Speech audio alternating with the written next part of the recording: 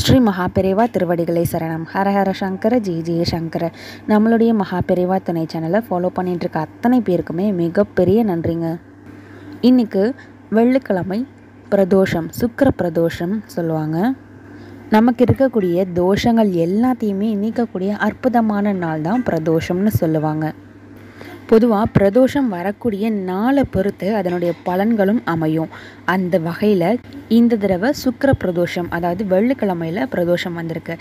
இதனுடைய பலன் என்னென்னு பார்த்தீங்கன்னா, நமக்கு இருக்கக்கூடிய எல்லா விதமான பண தடைகளும் நீங்கி பொருளாதார முன்னேற்றம், செல்வ சேர்க்கை இது எல்லாமே நமக்கு கிடைக்கும்.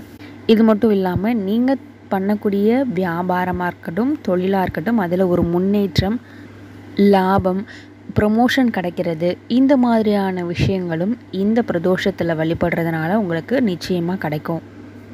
பிரதோஷ காலம் அப்படின்னு சொல்லப்படக்கூடியது மாலை 4:30 மணிலேருந்து 6 மணி வரைக்கும் இருக்கக்கூடிய அந்த நேரம் தான். இந்த நேரத்தில் எல்லா விதமான சிவபெருமான் ஆலயங்களையும் சிவபெருமானுக்கும் சரி, நந்தியம்பெருமானுக்கும் சரி அபிஷேகங்கள், ஆராதனைகள்லாம் நடக்கும். அதில் போய் கலந்துக்கிறது அப்படின்றது நம்மளுடைய எல்லா விதமான தோஷங்களையும் நீக்கக்கூடிய ஒரு மிகச்சிறந்த பரிகாரமாக இருக்கும்.